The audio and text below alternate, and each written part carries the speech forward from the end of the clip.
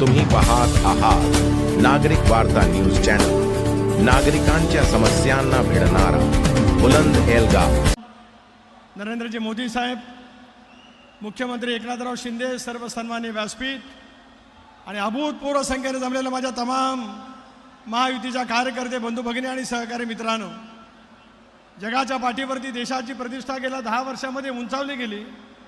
विकसित राष्ट्रांच्या मालिकेमध्ये तुमच्याने माझ्या भारताला गौरवशील स्थान त्या ठिकाणी मिळालं। मोदी साहेबांच्या कर्तृत्वाचा आलेख उभ्या भारताने जगभरामध्ये त्या ठिकाणी अनुभवला आणि आज धर्म आणि जात याच्या नावावरती विभाजन करत माणसामध्ये अंतर निर्माण करण्याचा जाणीवपूर्वक प्रयत्न इंडिया आघाडीच्या माध्यमातून केला जातो आहे। संविधान, संसदीय लोकशाही प्रणाली व्यवस्था डॉक्टर बाबासाहेब आंबेडकरांनी दिली आणि आज संविधान बदललं जाणार अशापेक्षा अवई त्या ठिकाणी उठवत आंबेडकरी चळवळींच्या मनामध्ये, जनतेच्या मनामध्ये एक संभ्रम निर्माण करण्याचा प्रयत्न केवळ मतांच्या लाचारीसाठी या ठिकाणी केला जातो आहे। अल्पसंख्याक समाजामध्ये सुद्धा तशाच पैसे वातावरण निर्माण करत या देशाच्या संसदीय लोकशाही प्रणाली व्यवस्था, अखंडता, एकात्मता, सार्वभौमत्व टिकवण्याचा प्रयत्न गेले 75 वर्ष अविरतपणे त्या ठिकाणी केला गेला।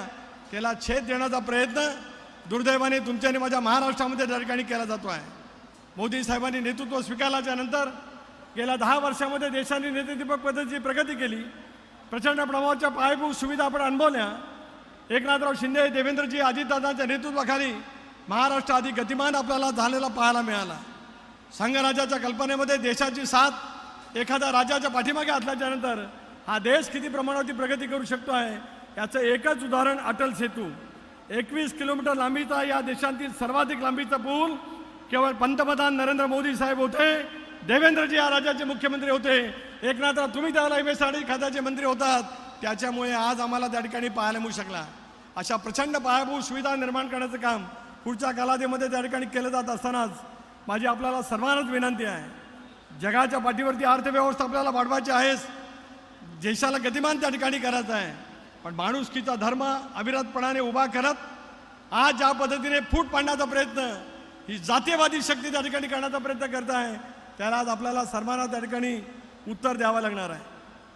डॉक्टर श्रीकांत शिंदे, कपिलजी पाटील 2 वेळा त्यांनी नेतृत्व केलं।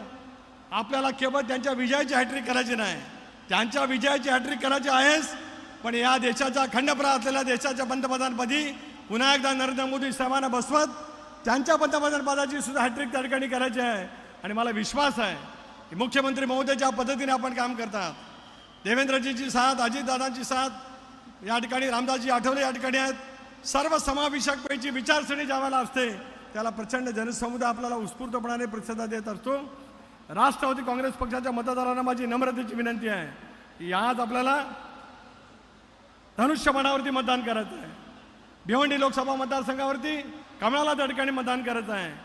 ही जी काही वैचारिक भूमिका आपण त्या ठिकाणी घेतली महाराष्ट्राच्या व्यापक हितासाठी, महाराष्ट्राच्या शाहू फुले आंबेडकरांच्या सामाजिक समतेसाठी, जगाच्या पाठीवरती देश विकसित होत असताना तुमचं आणि माझं राज्यसुद्धा त्याच पद्धतीने विकसित करण्याची भूमिका आपण त्या ठिकाणी घेतो आहोत। याच्यासाठी कल्याण डोंबिवलीकरांना, भिवंडीकरांना माझी नम्रतेची विनंती आहे की प्रचंड प्रमाणावरती 20 तारखेला आपण मतदानासाठी बाहेर पडा।